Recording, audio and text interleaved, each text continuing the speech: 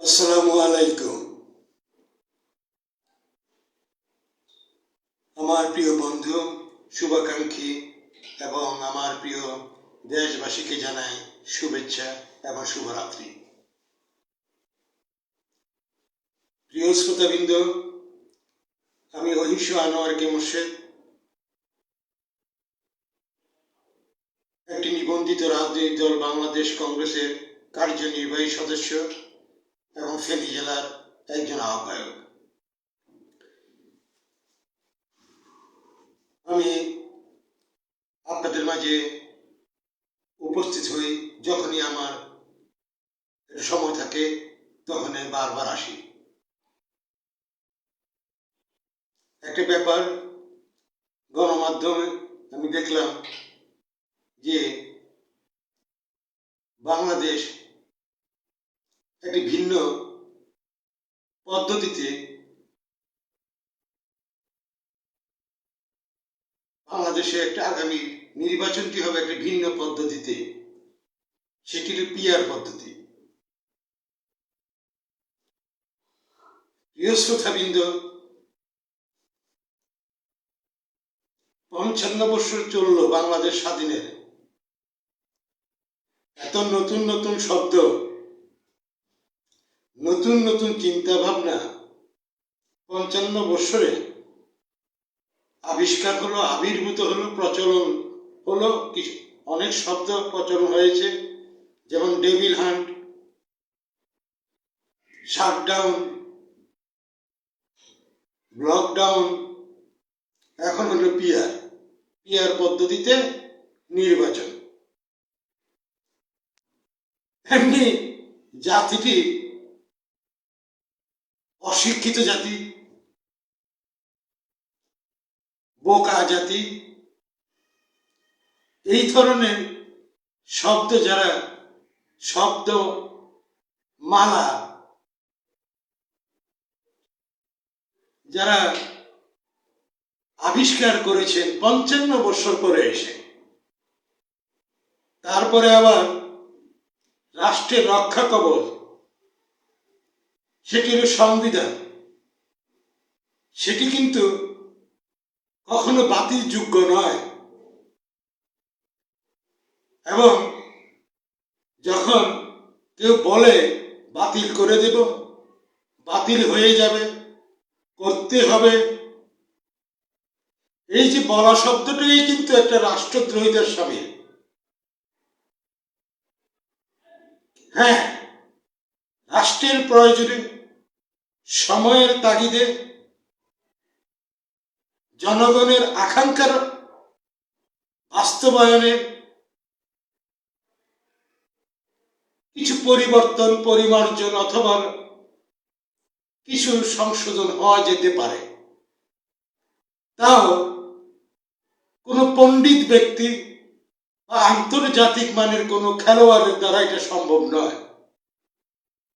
এগুলিও হতে হবে জনগণের সম্মতি নিয়ে। জনগণই যেটা বিচার করবে, জনগণই যেগুলি করতে বলবে, সে তখনই হবে। আর তার মানে আমি বুঝতে চাচ্ছি, সংবিধানের আলোকে এবং জনগণের দ্বারা মনোনীত নির্বাচিত সদস্যরা, সরকার, এগুলি যে কোনো নির্বাহী আদেশ নয়, এটা সরকারি কোনো কার্যালয় নয়, এটা এনবিআর নয়, মন্ত্রণালয় কোনো একটা অধিদপ্তর নয়, সরকারি কোনো প্রতিষ্ঠান নয়, একটি রাষ্ট্রের ব্যাপার। রাষ্ট্রের মালিক জনগণ। এখানে নির্বাহী আদেশ ফাদেশ এগুলো হয় না, কারণ জনগণ, আবারও বলছি, রাষ্ট্রের মালিক। রাষ্ট্রের রক্ষা কবচ সংবিধান। জনগণকে বাদ দিয়ে পাণ্ডিত্য কেউ জাহির করলে সেটি যে কোনো রাষ্ট্রের জন্যই অত্যন্ত বিপজ্জনক, এবং সেটি কখনো গ্রহণযোগ্যতা নয়, গ্রহণযোগ্যতা পায় না। রাষ্ট্র সংস্কার 10 মাস যাবৎ চলছে খেলা, প্রায় 1 বছর হয়ে গেল। রাষ্ট্রটি যারা চালাচ্ছেন তারা কোন আইন শক্তিতে চালাচ্ছেন, আইন বলে চালাচ্ছেন, জনগণ সেটা জানতে চায়, যতই অশিক্ষিত হোক না কেন। এত নতুন নতুন শব্দ আবিষ্কৃত হলো 55 বছর পর, নতুন নতুন চিন্তা ভাবনা শুরু হলো 55 বছর পর। যারা এগুলো ঘটাচ্ছেন তাদের বয়সটা কারো 100 কাছাকাছি, 80 নিচে তো কেউ নেই।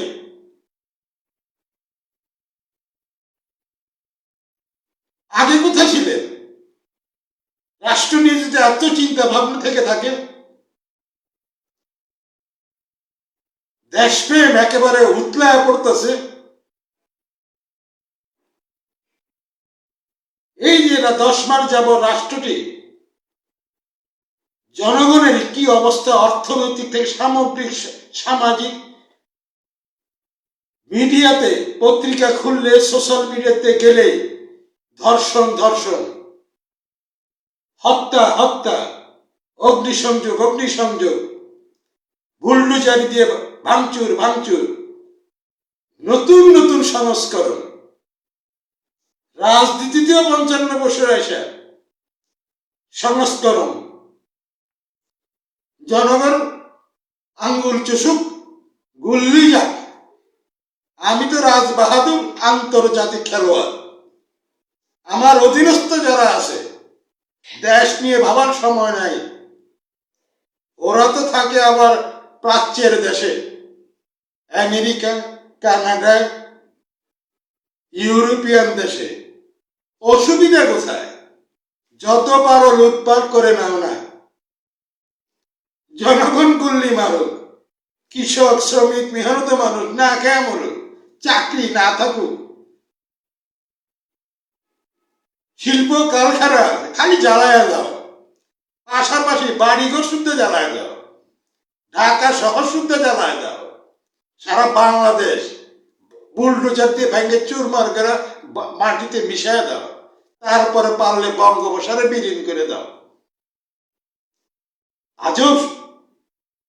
এটি একমাত্র সম্ভব হয়েছে, এগুলো শুনতে হচ্ছে একমাত্র কারণ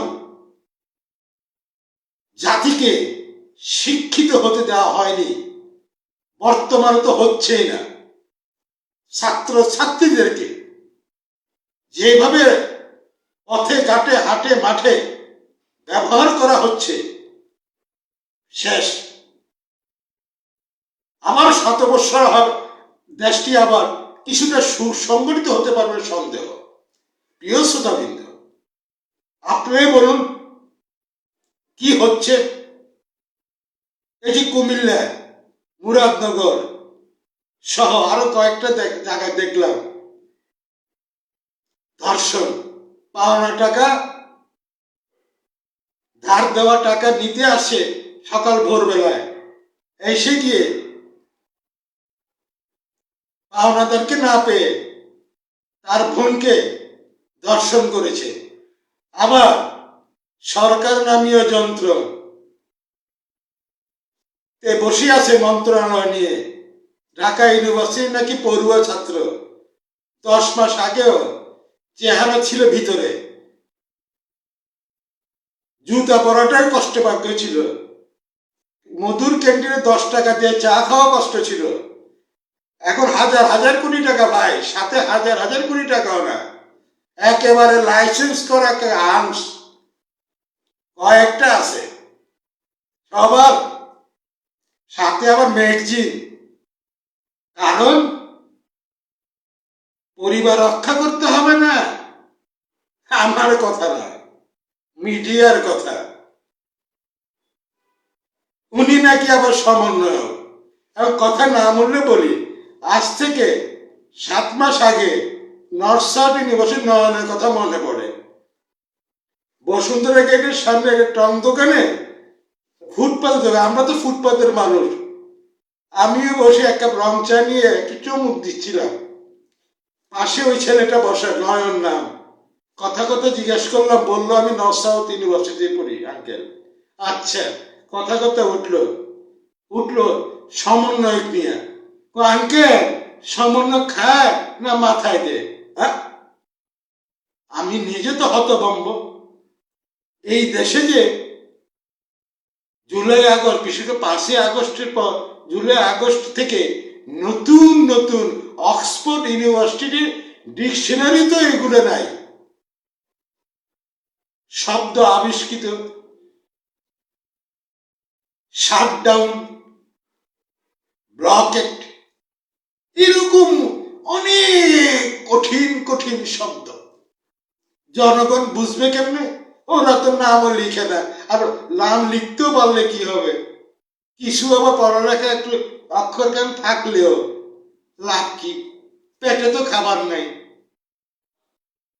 পকেটে অর্থ নেই, আবার কোন রকমে কিছু কামাইতে গেলে এই কামানোর টাকা দিয়ে পরিবার চলে না।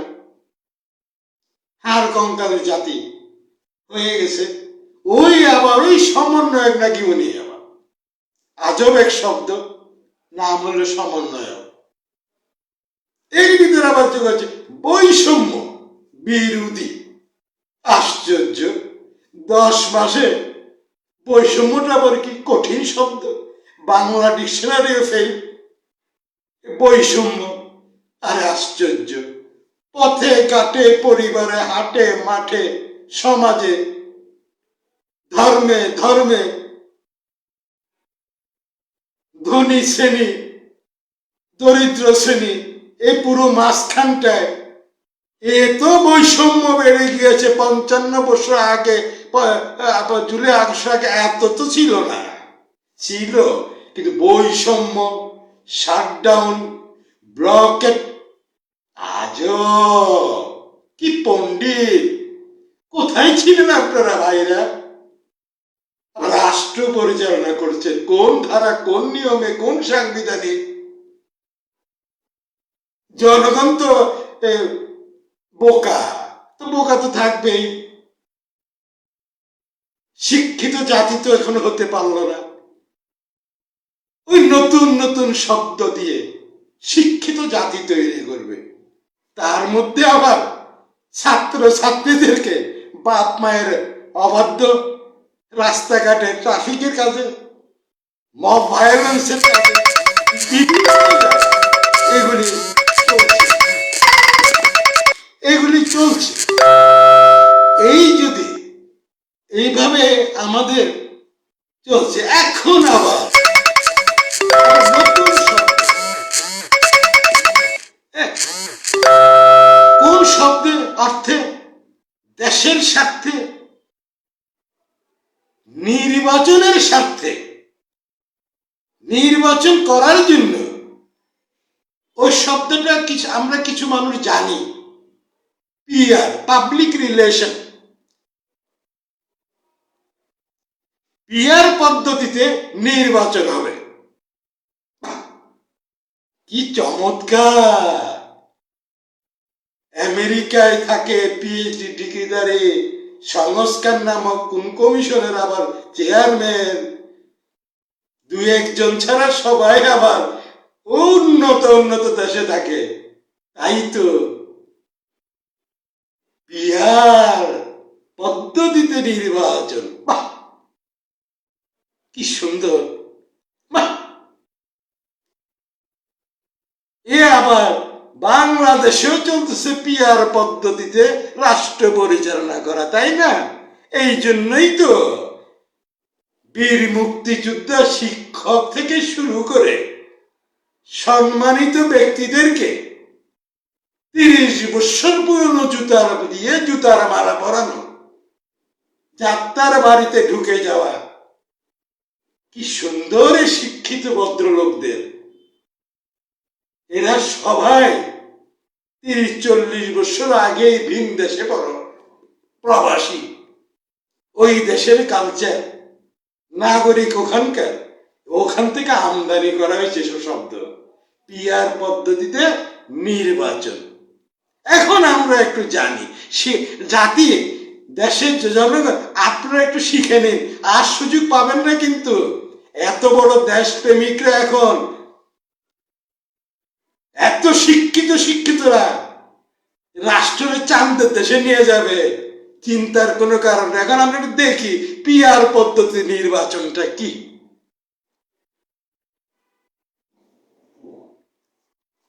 এর পাশাপাশি একটা জিনিস বলি, এই যে এই সংস্কার মস্কার কুসংস্কার এই জাতীয় আলোচনা আবার হচ্ছে কাদের সাথে জানেন? রাজনৈতিক দলগুলির সাথে। কোন রাজনৈতিক দলগুলি ভাই? নিবন্ধনকৃত রাজনৈতিক দলগুলি কয়টা আছে? অনিবন্ধিত দল আর উগ্রবাদী ছাড়া 2-3টা দল আছে। বিএনপি, বাম কিছু দল, সব না, 2-1টা দল সদ্য নিবন্ধন প্রাপ্ত মহাপুরুষ, উনি আবার বিপি, গণ অধিকার, যিনি বিপি সাহেব, ওনার এলাকায় উনি মেম্বার দাঁড়াইলেও সফল কাম উনি হবেন না। এই ধরনের দল 2-4টা আছে নিবন্ধিত, বাকিগুলি। অথচ বর্তমানে আমার মনে হয় 54 থেকে 56টা দল নিবন্ধিত।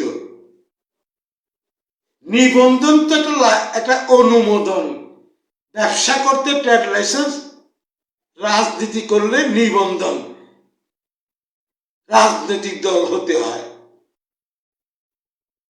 তাহলে নিবন্ধনের দরকারটা কি? কোনো দরকার তো নেই। এমনি সবাই আমিও একটা রাজনৈতিক দল খুলে ফেলবো, ওই আমার রক্তের ভাইরা আছে, কেউ রিক্সা চালায়, কেউ হলো চাষবাস করে, ওরাও একটা রাজনৈতিক দল করে ফেলবে। ওরা করলে কিন্তু খুবই ভালো।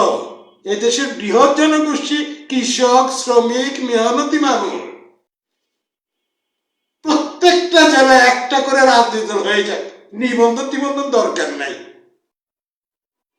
যদি বাংলাদেশের আইন অনুযায়ী নিবন্ধনকৃত রাজনৈতিক দল না হলে আলোচনা করে রাষ্ট্রকে কিছুই দিতে পারবে না।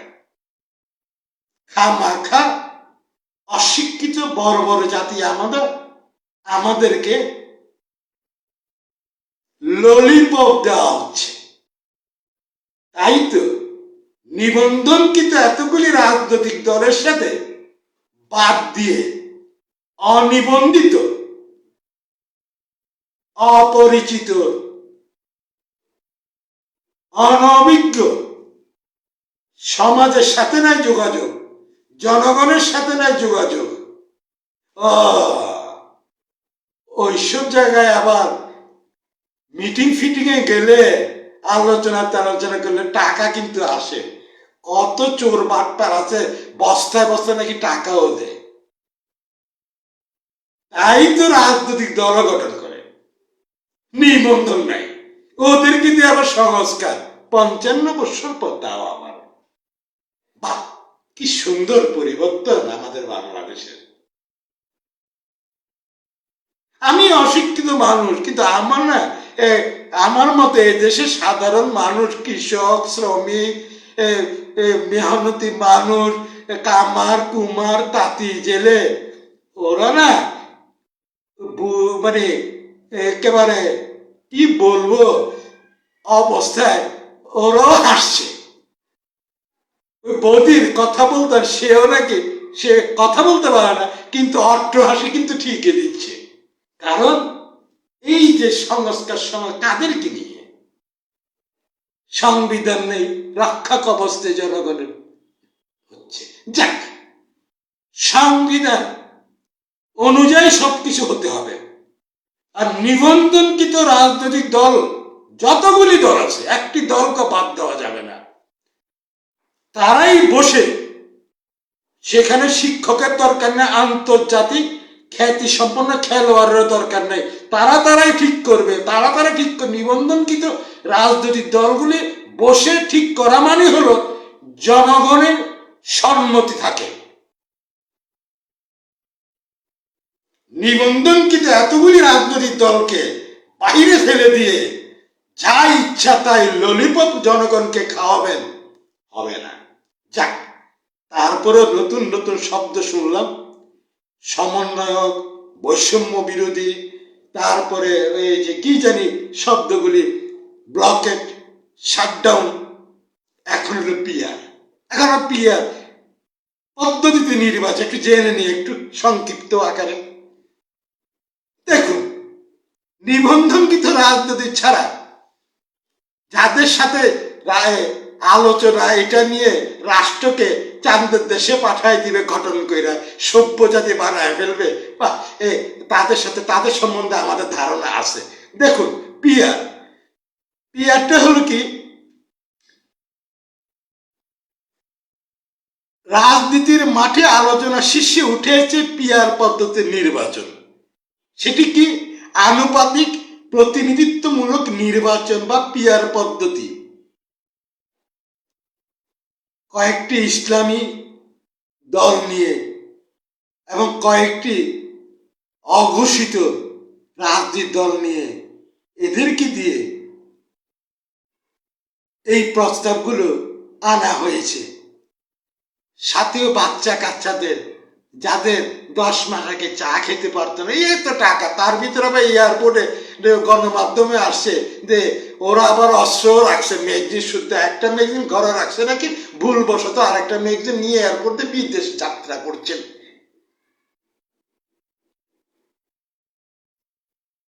এয়ারপোর্টের মতো জায়গায় ম্যাগজিন নিয়ে ব্যাগের ভিতর ঢুকছে,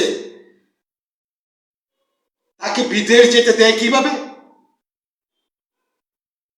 অস্ত্র লাগবে না তো, অস্ত্র তো বাসে আছে, অনুমতি হোক, লাইসেন্স দাঁড়িয়ে হোক। লাইসেন্স, একটা অস্ত্র কিনতে কত লক্ষ টাকা লাগে। 10 মাস আগে যে মধুর ক্যান্টিনে এক কাপ চা খেতে পারতো না, ম্যাগজিন শুধু অস্ত্র লাইসেন্স করা আবার কত লক্ষ টাকা খরচ। তাহলে সবার সারা বাংলাদেশে লাইসেন্স করা 7 থেকে 10 লাখ টাকা যদি খরচ করে, সারা বাংলাদেশে কতশো কোটি টাকা খরচ। সবারই কিন্তু একবার ম্যাগজিন শুদ্ধ লাইসেন্স আছে। যাই হোক, এই যে কয়েকটা পার্টি নিলে পিআর পদ্ধতি, আনুপাতিক হারে আনুপাতিক প্রতিনিধিত্ব বা পিআর হচ্ছে নির্বাচন ব্যবস্থার এমন একটি পদ্ধতি যেখানে আসন বন্টন হয় প্রতিটি রাজনৈতিক দলে প্রাপ্ত ভোটের আনুপাতিক হারে। তার মানে যদি কোনো রাজনৈতিক দল 10% ভোট পায়, তাহলে আনুপাতিক হারে 10% বা 30টি আসন পাবে। মামার বাড়ির আবদার না?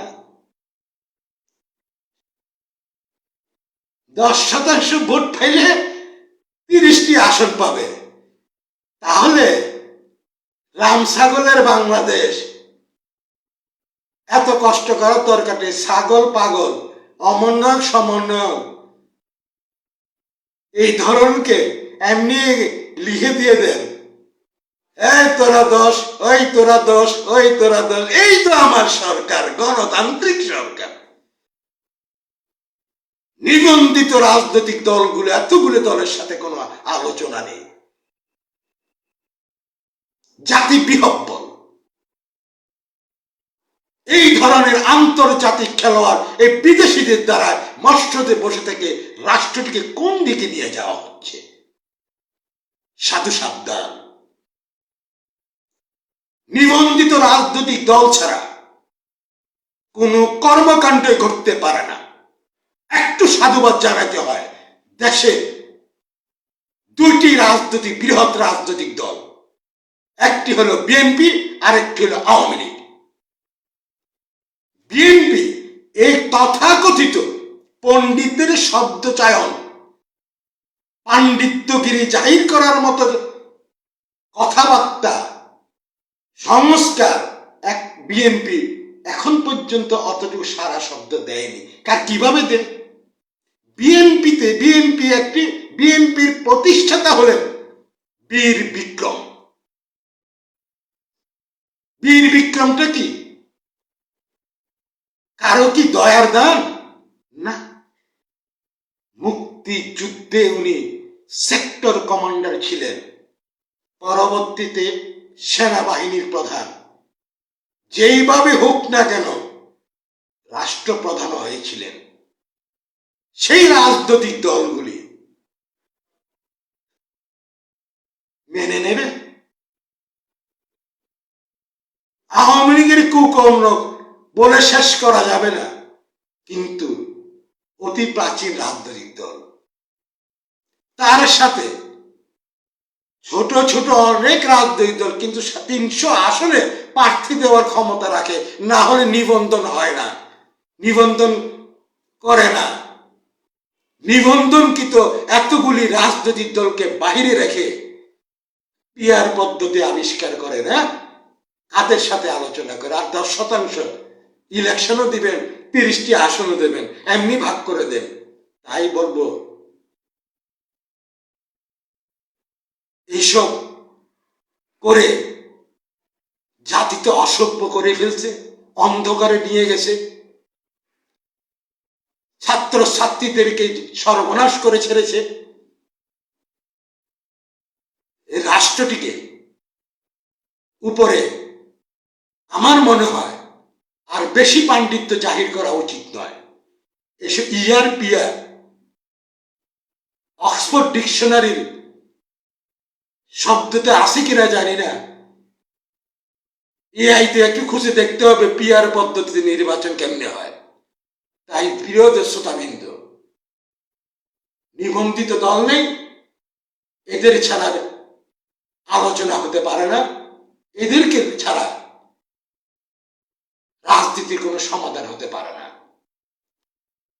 জাতি অন্ধকারে আছে, আলোকিত হতে গেলে নিবন্ধিত রাজনৈতিক দলগুলি একসাথে বসে সিদ্ধান্ত নেয়ালেই সেটি হবে জনগণের সিদ্ধান্ত। ভালো থাকবেন, সুস্থ থাকবেন। আমি অহিংস আনোয়ার কে মোর্শেদ, আমার জন্য দোয়া করবেন। আল্লাহ।